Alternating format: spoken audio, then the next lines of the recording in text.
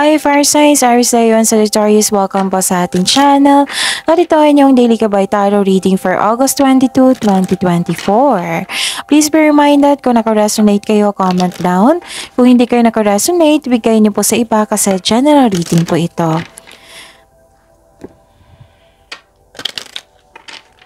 This is for you, Aries Leo Sagittarius, ngayong August 22, 2024.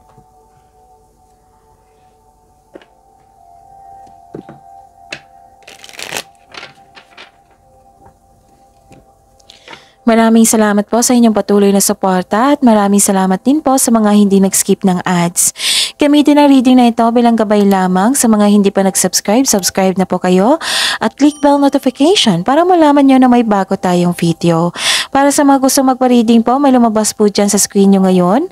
Panoorin nyo po at sundin ang instruction. Calling the attention sa mga suki ko dito na Aries, Leo, and Sagittarius, open na po ang inyong Monthly Gabay Tarot reading for September 2024. May 6 months from now reading tayo at love life reading po. So message me, Aries, Leo, and Sagittarius for schedule. Maraming salamat po.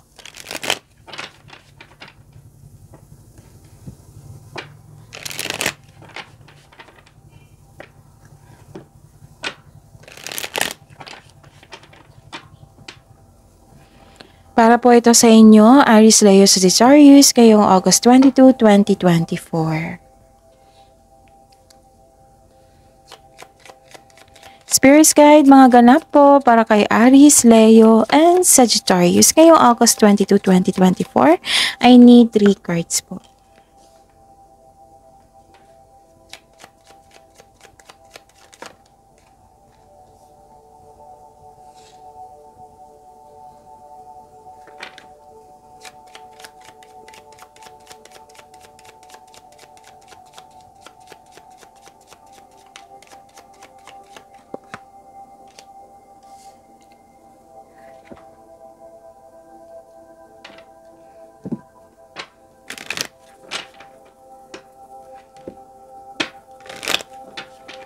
Spirit's Guide, message po para kay Aries, Leo, and Sagittarius ngayong August 22, 2024.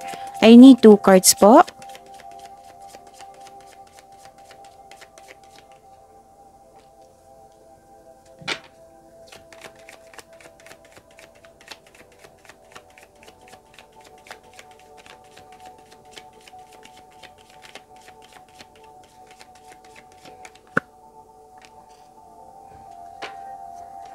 Okay, Aries, Leo, and Sagittarius ngayong August 22, 2024. May nakita po ako ditong some of you nag-rest day po. Or nagbakasyon, nag-vacation leave. Nakikita ko kasi dito nagstay kayo sa bahay. You felt relaxed and security, calm pag nasa bahay kayo. May grupo ng tao dito nag-uusap and I consider this is your family. O nag-uusap kayo regarding pwedeng sa property. Oo, na ibenta or bumili. Pwede din sa domestic matters. Nakikita ko rin dito na may dumating sa inyo na news or information or nalaman mo yung totoong intensyon ng tao sa iyo. At may nakita ko ditong malaking pera na parating sa inyo which is expected niyo po or cheque ito. Nakikita ko rin dito yung movement, ginawan mo ng movement, yung matagal mo ng plano, desisyon, yes. This is movement. Pwedeng paglilipat po ito ng gamit, paglilipat talaga, literal talaga paglilipat ng isang lokasyon, relocation po. Pwedeng, yun nga, yung sabi ko sa inyo, nag-staycation kayo, umuwi kayo para magbakasyon, lumabas kayo para sa adventure or new journey. This is transformation also ha. So keys to goodness, share your kindness to everyone. Piliin mo yung kabutihan po. So invite serendipity.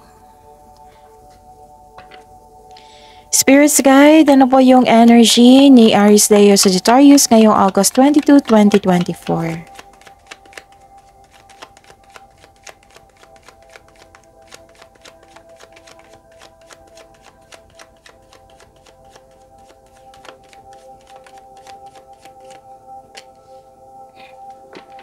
And the clarification of this card po. Lumabas agad. Okay.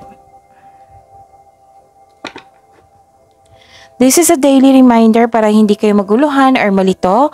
Panoorin niyo po yung last 4 days kabay tarot reading nyo po. Like for example, napanood nyo ito ngayong August 22, 2024. Panoorin nyo po yung August 21, 20, 19, and 18.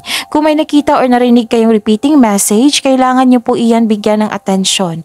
Kung maaari po, bigyan nyo po ng solusyon at aksyon. Okay?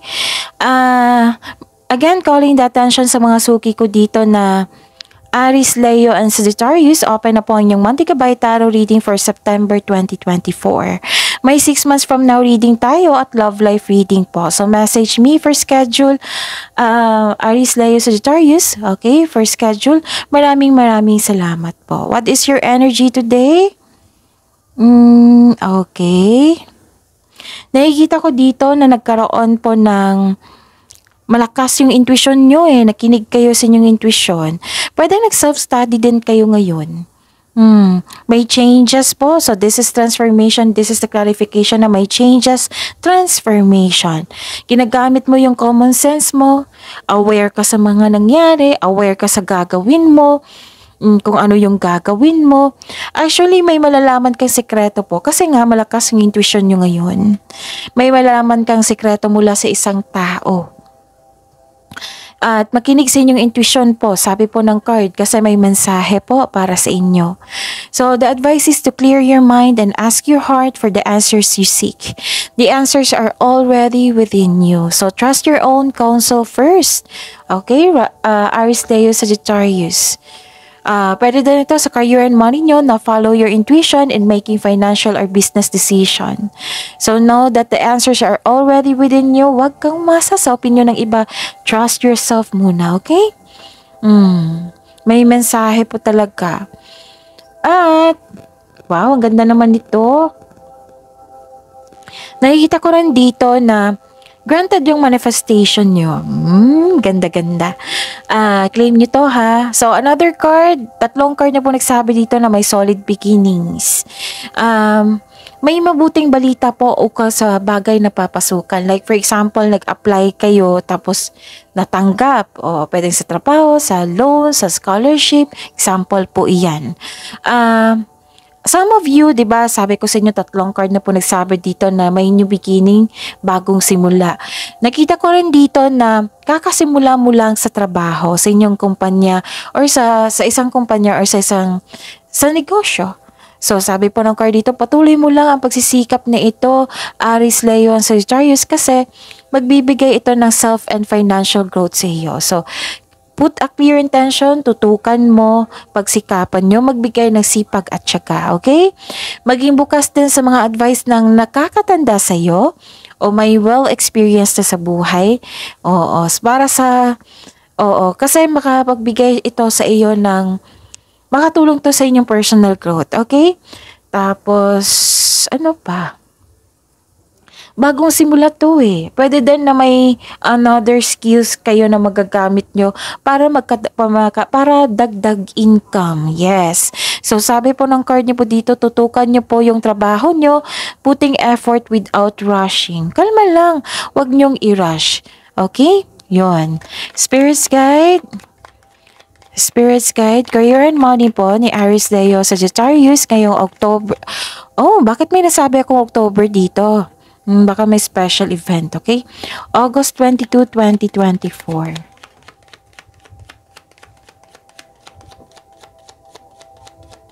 Career and money po. And the clarification of this card po.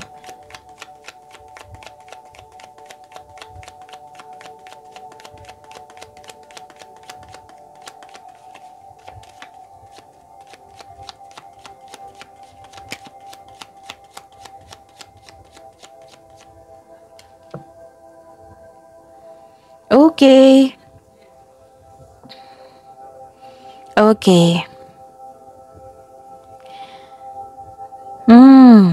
Sa career and money nito ha, Aries, Leo, Sagittarius. May nakita kong pagkakaisa dito and you are making memories po. Yes, harmony nakikita ko dito. May customer kang or kliyente na bata or may tinuturuan kayong bata. Oo. Tapos may nakita rin ako dito na very supportive yung grupo ng tao. Pwede mong co-workers ito na para mo rin pamilya. Or baka family mo ito kasi may nag-uusap dito, okay? Na family. Nagbibigay pa sila ng motivation sa iyong career and money. Okay, dahilan na magkaroon ka ng focus at sa pag-achieve, silang dahilan na magkakaroon ka ng focus at sa pag-achieve ng goal mo. Kaya nga lumabas dito na kailangan nyo ng mag-focus. Okay?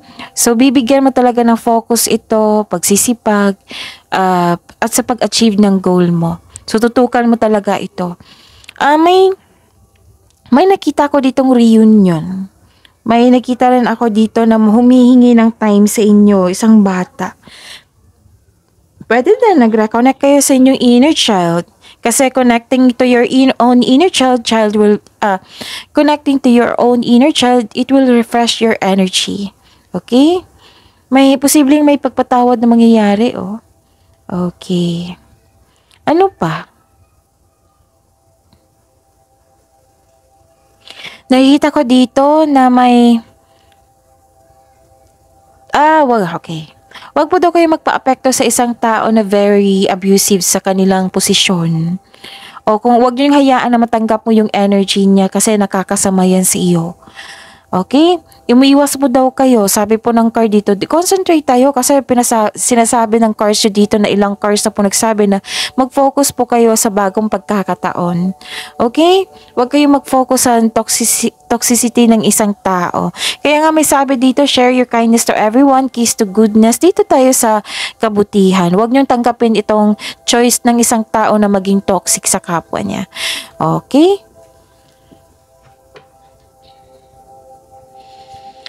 Spirit's Guide, Love Life, Self-Love, Partnership, and Romance ni Aries, Leo, Sagittarius ngayong August 22, 2024.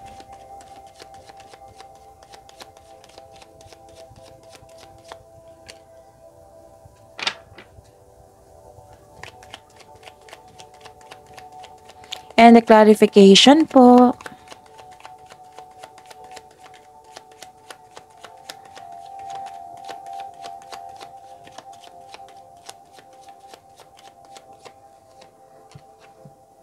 Okay.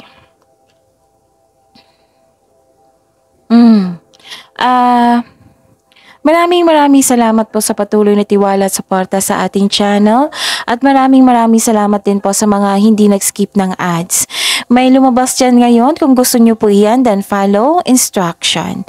May nakita ako ditong nagkaayos. Diba? May sabi ako dito na may forgiveness ako nakita. So, hope and healing po, may pagkakaayos, may opportunities din binigay, and may nagbigay ng tulong. Okay? Para sa mga single, you are in a process of healing. You are destined to be with someone, so it's time to find the soulmate po. Para sa mga may relasyon sa buhay mag-asawa, the couple felt calm and harmonious sa relasyon nyo. You're healing from the past and feeling hopeful for the future. Tinutulungan mo talaga yung sarili mo. May pag-asa ka talagang madama yung maging positibo at gumawa ng paraan. This card offers hope and guidance po. So kung nahihirapan po kayo ngayon, have faith that your luck is about to change for the better. So all your dreams are coming true po. Sabi po ng card nyo. So yun. Ano pa? Nakikita ko dito na habaan nyo po daw yung pasensya nyo. Kung may offer na dumating, di ba, may opportunity, pag-isipan nyo po ng mabuti. Pwedeng tao, bagong tao to sa inyong buhay. O kilalanin nyo po daw muna bago i-take yung opportunity. Pag-isipan nyo po ng mabuti kung karapat-dapat ba. Ganon. Okay? Kasi some of you nakita ko dito nagdesisyon ng hindi pinag-isipan kung karapat-dapat pa. So, listen to your intuition kasi malakas yung intuition nyo dito. And magbigay ng pasensya din. Okay? Magbigay ng pasensya. Okay. Isikapin yung hindi magkaroon ng conflict or let's say naiinip ka, ganun. Pero don't worry, nagkaroon naman dito ng hope and healing. May magbibigay nga sa inyo ng tulong eh. Okay? So, claim these blessings. Ang ganda-ganda ng blessings nyo po ngayon, Aries, Leo, Sagittarius. So, kahit may toxic na tao, oo, iwasan nyo na. Kung hindi siya maiwasan kasi parang kasamahan mo to eh. Put boundaries. Huwag nyong hayaan na maging mabubuli ka or maabuso niya yung posisyon niya para abusuhin ka, ganon. So, iwasan nyo kung maaari po, okay? Tapos, claim this parating sa inyo na malaking pera which is expected nyo po ito. Pwedeng check din ito eh, okay? And claim this movement, claim this travel. Alam kong gustong-gusto nyo yan. And, yon, nakita ko dito yung improvement sa inyong pinansyal. At may nalalaman din kayong sekreto, huwag niyong hayaan na ma-disappoint kayo sa araw na ito.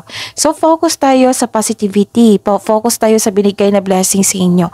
Huwag tayong mag-focus sa toxicity ng isang tao. And, put boundaries para hindi kayo maapektuhan. Kasi kung maapektuhan kayo niyan, magkakaroon talaga ng disappointment niyan. Madadown kayo. Pero, some of you, yes, na apektuhan. Pero, don't worry kasi pinaprocess mo to eh. Tinutulungan mo yung sarili mo, Aries, Leo, Sagittarius. Kasi may nakita kong hope and healing dito. Actually, may nakita ko ditong bigla ang pagbabago. Yes, bigla ang pagbabago na may inasikaso kayo sa malaking building na may hawak kayong papel. Basta busy kayo. And nakita ko rin dito na may separation. Pwedeng literal ito na separation or hindi kayo nag-usap kasi mataas ang ego. May nakita ko dito mataas ang ego po. Tapos pwede din separation na kailangan kasi kailangan mong lumipat sa malayong lugar para sa future nyo. Pwedeng ganun. May ganap na ganyan. Or separation of responsibilities. Nakikita ko dito. Pwede din kayo, nagkaroon kayo ng time for reflection kasi mataas ang intuition nyo, which is 3 card na po nagsabi dito, na binabalanse mo yung energy mo na para ma-recharge ito at pagbalik mo, okay ka na. Okay? So that's it. See you tomorrow. Aries, Leo, Sagittarius, please like, subscribe, and click the button for notification para updated po kayo sa daily tarot reading natin. Maraming salamat po.